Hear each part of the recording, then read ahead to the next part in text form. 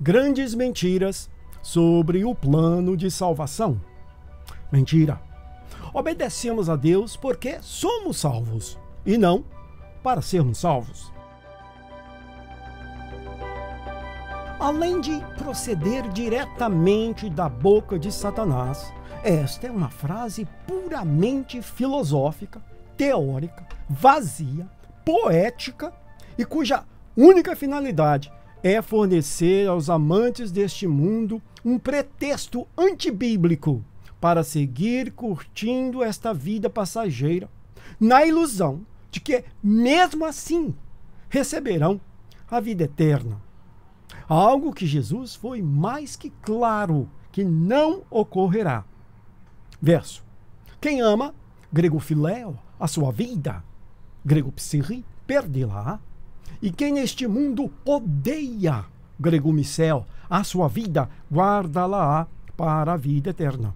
Grego zoin, êonio. João 12, 25. Na prática, o que esta frase ensina é que obedecer a Deus é opcional para o cristão, uma vez que ele não precisa obedecer para se salvar. Se ele decide obedecer a Deus, de acordo com esta frase vazia, ele o faz porque quer e não porque precisa fazer. Mas existe algum mandamento nas Escrituras Sagradas, no qual Deus dá a entender que para ele não faz diferença se o homem obedece ou não? Verso. Nem todo o que me diz, grego lego, Senhor, grego kyrios, Senhor, entrará no reino dos céus. Grego vacílio, tom uranó, mas aquele que faz, grego pior, a vontade, grego thelema, de meu Pai, que está nos céus. Mateus 7, 21. Esta frase, cuidadosamente criada pelo inimigo, possui vários ângulos, todos eles com o objetivo de levar as almas para o lago de fogo. Um outro ângulo também filosófico e falso desta frase é que depois que a pessoa se salva pelo sacrifício de Jesus, a obediência a Deus simplesmente ocorrerá naturalmente através do Espírito Santo, que agora habita nele. Em outras palavras, obedecemos porque somos salvos e não é necessário, e até mesmo errado, para o cristão procurar por si mesmo obedecer à lei de Deus. Grande prova de que este ângulo da frase também é falso é o mundanismo dentro das nossas igrejas. Se existisse sequer uma gota de verdade neste ensino, então veríamos exatamente o oposto de que vemos ocorrendo.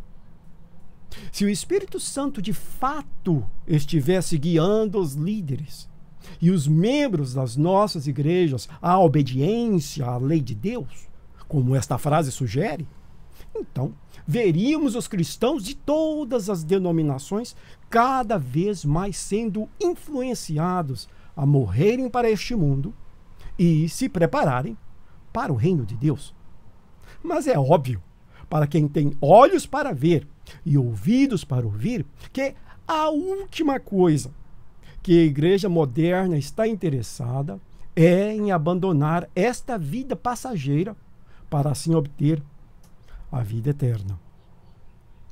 A real função do Espírito Santo é nos lembrar de tudo aquilo que Jesus nos ensinou. João 14, 6. E praticamente todas as igrejas ignoram por completo o que Jesus nos ensinou, como no caso deste mandamento que ele nos deu. Verso. Assim, pois, todo aquele dentre vós que não renuncia, grego apotasso, a tudo, grego paz, quanto possui, grego iparro, não tem como ser meu discípulo, grego mathites. Lucas 14, 33. Ainda um terceiro ângulo tão absurdo quanto os outros é que estamos fazendo um favor a Deus todas as vezes que lhe obedecemos em algum dos seus mandamentos. Ou seja, já que não temos que obedecer para a salvação, então, naquilo que obedecemos, estamos demonstrando a Deus o quão bondoso somos com Ele. Estamos fazendo algo que Ele gostaria que fizéssemos, mas que não temos realmente a obrigação de fazer. A lei de Deus, então, deixa de ser lei e passa a ser sugestões. Seria como se Deus nos tivesse dito: aconselho que vocês não matem, e nem roubem, e nem adulterem, etc. E também como se não houvesse nenhuma punição para quem desobedece à sua lei. Sim, pois já que o cristão está salvo, quer obedeça à lei de Deus ou não, ele não receberá qualquer punição por sua rebeldia. Pois certamente que não haverá punição na casa do Pai, que é o destino dos salvos.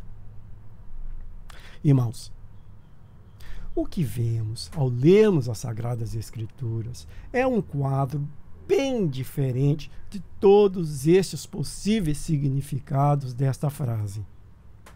A obediência à lei de Deus sempre foi e sempre será obrigatória para qualquer um que quer se salvar. Quando desejamos o reino de Deus, estamos desejando o rei do reino. E quando desejamos o rei, estamos desejando a lei do rei. Não podemos dizer que amamos o reino e o rei, mas não amamos a sua lei.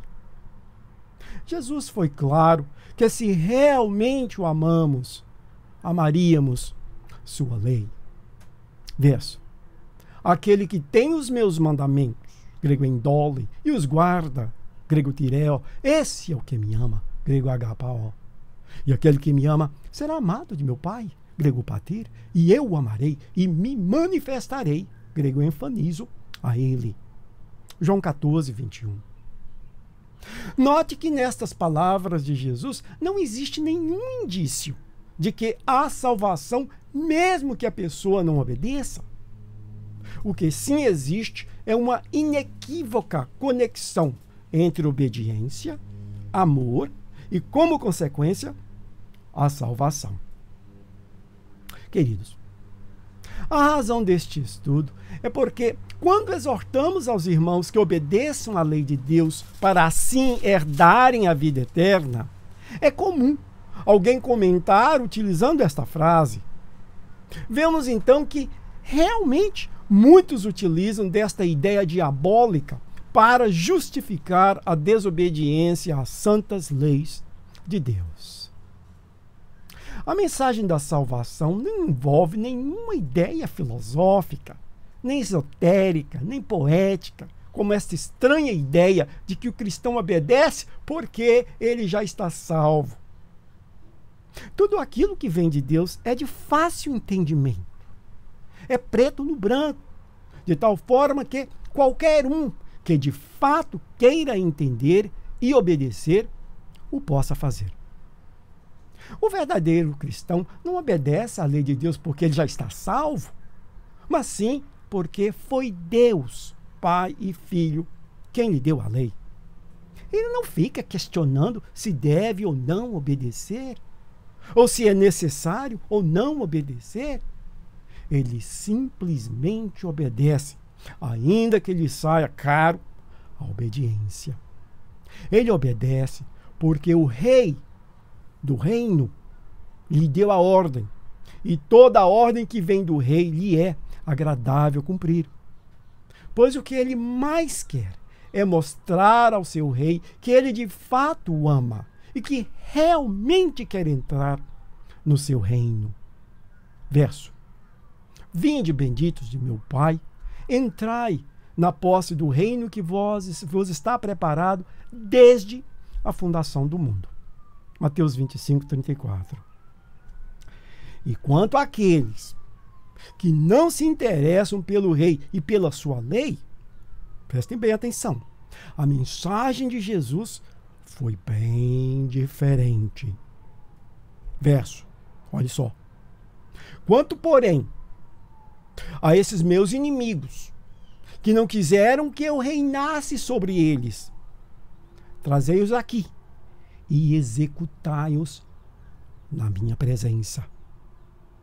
E dito isto, prosseguia Jesus, subindo para Jerusalém. Lucas 19, 27 e 28. Quer saber mais? Se inscreva para receber os nossos estudos gratuitamente no site graça.org. Graça sem o cedilha e org sem o BR. Ou diretamente na página estudos.org. Amém? Tchau.